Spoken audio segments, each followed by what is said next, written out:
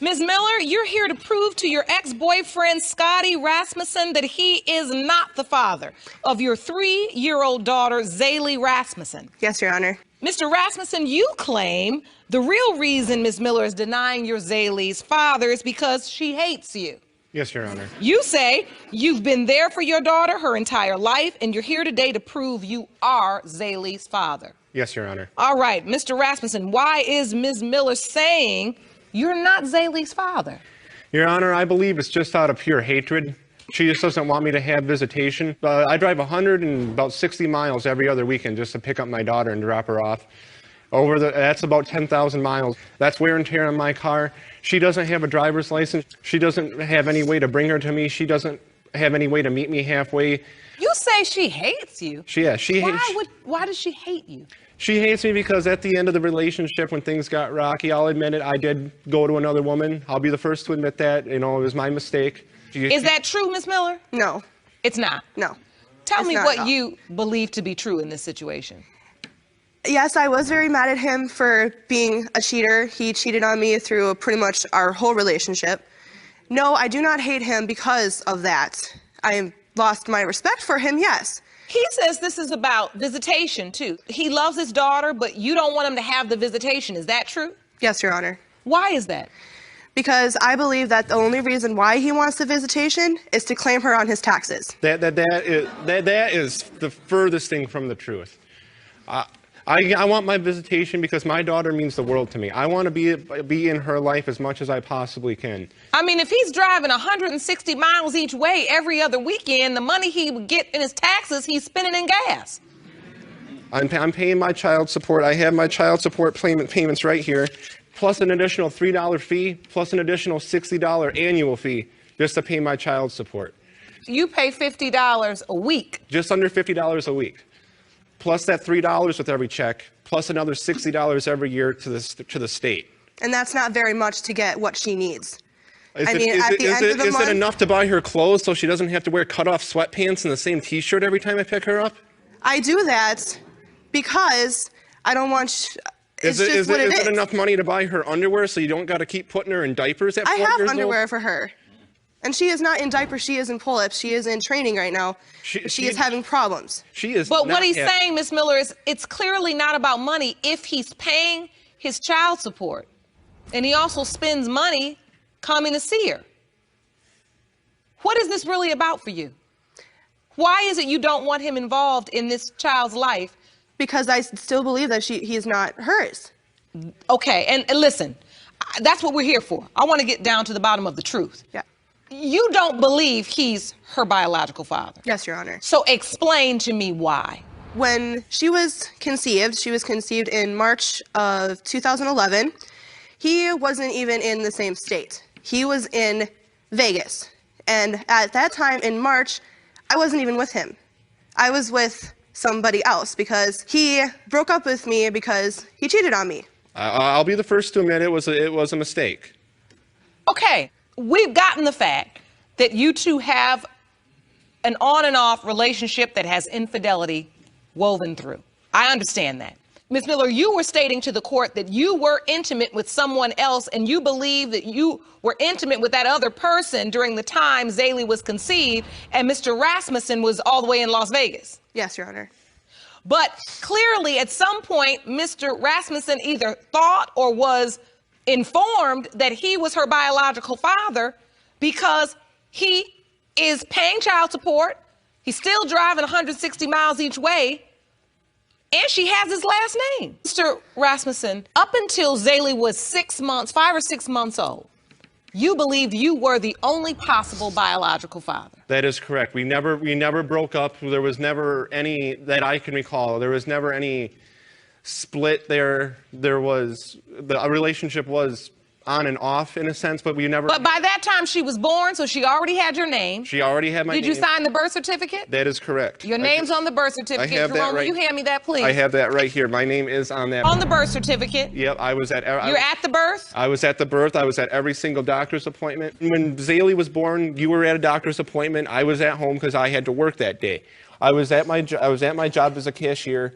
I got a phone call and I answered it. They said she was going into labor. I said, okay. I hung up the phone. I quickly finished up as fast as I could with that particular customer. I turned off my checkout light, told the next customer in line that something came up. I either had to go to another line. I went up to my manager, my immediate supervisor, said, hey, I got to go. My girlfriend's in labor. I went home, quickly changed my clothes, and I drove about 45 miles through a winded, wooded road in Wisconsin in December, mind you, so it was about a foot of snow on the ground. I made it to that hospital in less than 35 minutes. I beat her to the hospital, and I was there from the moment she got there to the moment she was discharged. I called my boss at work and said, hey, I got to take some days off. I don't care if you fire me or whatever, but I got to stay here. My daughter was being born. That's a lie. After she was born... That was an amazing story. You say that was a lie? Yes, it is. How do you remember it? After she was born, he was gone. He ran out of the room. I didn't see him for 20 minutes after that. While I was in labor, he was sitting on one of those hospital cot beds on his computer in the corner, not paying attention to me, in his own little bubble. I admit I was on my computer, but that was far from it. I had to find a way to calm myself because I was so excited. I was so excited to be a father. How often does a man beat the woman to the hospital? Do you dispute, Ms. Miller, that he was excited about this beautiful little girl being born? I really didn't see much excitement. You didn't? No. Did he beat you to the hospital? Yes, because I had to wait for my aunt to come get me. What was the problem exactly? You let him sign the birth certificate. I gave my daughter my last name. Because we were engaged. And I thought we were going to get married. I thought we were going to have a happy life and raise our daughter together until about 3 months after she was born. One of his friends told me everything that he was doing throughout our entire relationship, cheating on me, going to multiple places to meet multiple girls. And after that, I was just done. Where's this other possible father? I'm not even quite sure. After we broke up, he changed his number, he moved, he pretty much disappeared. I have tried to find him, I have tried to get a hold of him, and I can't find him. But you keep saying, Mr. Rasmussen cheated, he did this, he did that. And as wrong as that may be, you also slept with somebody else. We weren't even dating then. I was single at that time, because he was with this other lady and I was the side chick, which I didn't even really know about. All of this is happening, and this man is continuing to step up to the plate like he has a daughter on the way, like he has a newborn baby girl. Even through the breakup, you all are making custody and visitation arrangements, but you know deep down there's another possible father. Yes, Your Honor. Why wait so long to tell him? I told him the first time that we had a court date, but the courts threw it out. Even DNA before test. you tell anybody in court. What about just telling him? I want to understand that. Why was it that you were keeping this information so close to your hip until 5-6 months after Zaylee was born? The more she grew up, the more I started noticing more of her features, the more she started looking like the other guy. She looks exactly like I did when I was 3 years old. I have a picture of me when I was 3 and a picture of her from just the other day. Let me see that. Will you hand that to me, Jerome? Believe it or not, when I was 3 years old, I had blonde hair. And so this is a picture of Zaylee on the left and you, as a child, Mr. Rasmussen, on the right. That is correct, Your Honor. And you say you see a distinct similarity. Yes, I do. Do you see it, Ms. Miller? Mm-mm. You don't? I don't. You feel like Zaylee looks like the other gentleman you were intimate with. Look, we even have the same chin. I'm just noticing that now. Our chin looks exactly the same. We have the same dimples. You are insisting that Mr. Rasmussen is not the child's father, and yet you're receiving child support from Mr. Rasmussen. Have you petitioned the court to have Mr. Rasmussen taken off of child support? I have told him a couple times that if he would just sign her over to me, that he wouldn't have to pay child support anymore. I'm not going to do that. I'm not going to give up that easy. I'm fighting for what I know is mine. I know she's mine. So, Mr. Rasmussen, what type of visitation do you have right now? Right now, it's every other weekend, but I've had to jump through so many hoops to get to this point. At first, it was that fly-by-night, just make a date whenever you want to and, you know, go from there. But obviously that didn't work. And then sometime after that, we started out where I had to sit with Miss Miller and my daughter at a park for 4 hours once a week for 4 weeks. And then after that, I got her for 4 hours once a week for 4 weeks by myself without her involvement. And then after that, I got her for one overnight a week for 4 weeks. And then after those 4 weeks, then I got what I have now. How is your relationship with Zaylee? Oh, it's phenomenal.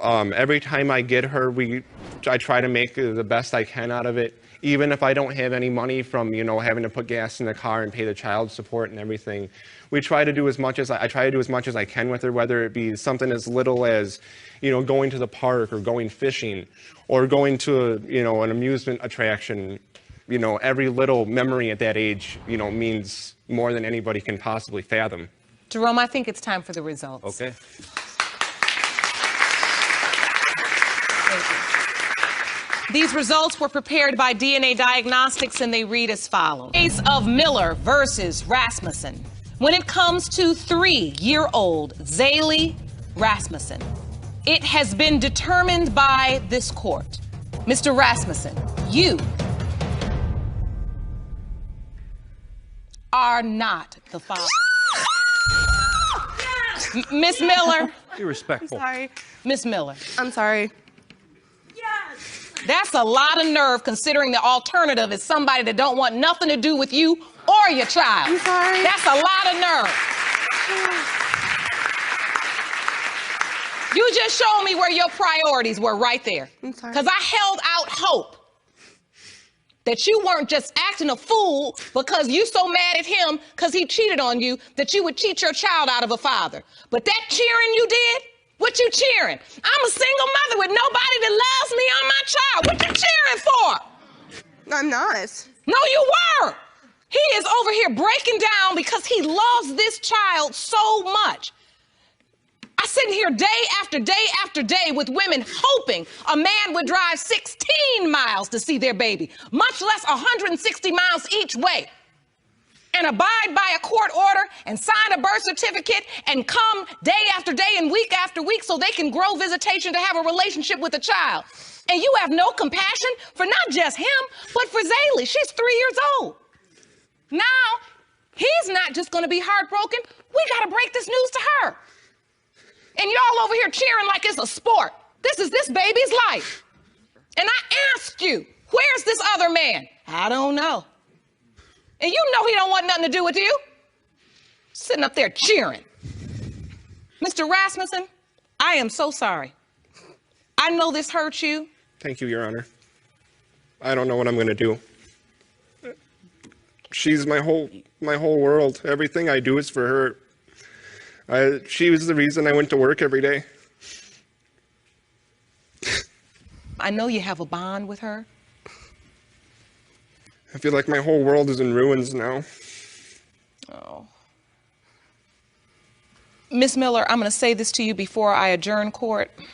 Your child deserves to know who her father is. Whether or not that man wants to be in her life, physically present and participate.